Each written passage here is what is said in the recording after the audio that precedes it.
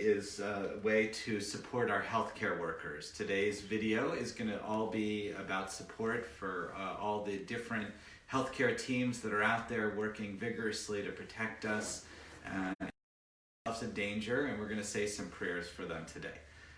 But first, a little bit about our Torah portion. This week we start the book of Leviticus, and Leviticus is all about the Levitical priests, the Levites and the Kohens, and what they did to protect the ancient community. And I've always wondered one thing about the Levites and the Kohens. These are the most important, most trained members of our community, of the ancient biblical community.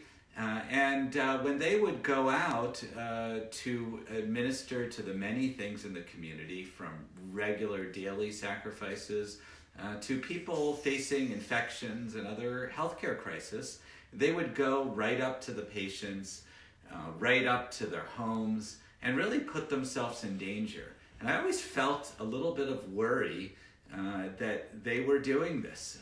And I think in today's age today, as we face with the COVID-19, the coronavirus, we really have to pay attention to these teams that are really risking their lives. I'd like to read you a Twitter post that I saw from Dr. Brown, one of the members of our community, who posted this from Dr.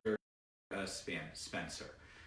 This is what he wrote about caring for COVID-19 patients, and this is from someone who was a ER physician in New York City and also an Ebola survivor.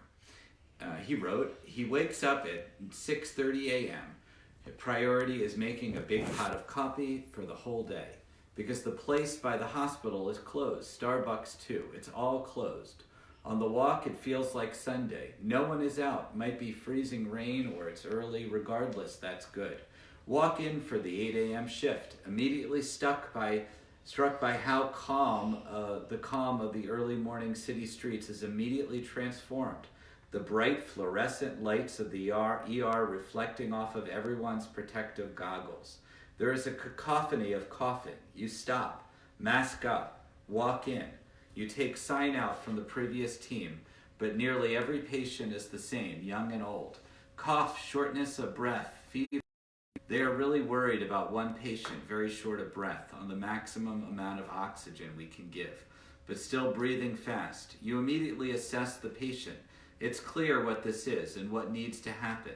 You have a long and honest discussion with the patient and family over the phone.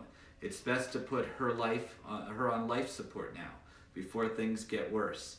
You're getting set up for that, but you're notified of another really sick patient coming in. You rush over. They're also extremely sick, vomiting. They need to be put on life support as well. You bring them back, 2 patients in rooms right next to each other, both getting a breathing tube. It's not even 10 a.m. For the rest of your shift, nearly every hour you get paged. Stat notification. Very sick patient, short of breath, fever, oxygen, 88%. Stat notification. Low blood pressure, short of breath, low oxygen. Stat notification. Low oxygen, can't breathe, fever, all day. This is just a little bit of his post. He comes back to quiet streets and has to start the whole thing again. I know Ashira and I have been getting reports from different medical professionals and just seeing what they have to put up with. It's unbelievable. Our hearts go out to them. So actually, Boaz here has a sign, a Todah sign, for thank you, and I encourage everyone to do the same. He has also in English, thank you. And this is what his school is doing. I think it might show up backwards just because of being on Facebook. And I encourage you to do the same. Wear red, call out to the members of our care professionals, whether they're pharmacists or nurses or doctors or any one of the number of our community members who are really risking their life. We send compassion and love to them. May they continue their hard work on our behalf. May we slow this virus.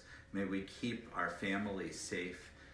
And may we make this world, restore it to normal health. Sending lots of love to everyone out there. We're going to try to do at 11 o'clock on Wednesday every week are my Torah thoughts while this continues. And please let us know by email or by phone about how you're doing. You can even write below. We love everything we've been seeing on Facebook and just sending lots of love your way. Phyllis, you want to tell anyone goodbye, or you want to say thank you? Oh, he's just going to be shy. All right. Take care. Bye-bye. Press the blue button.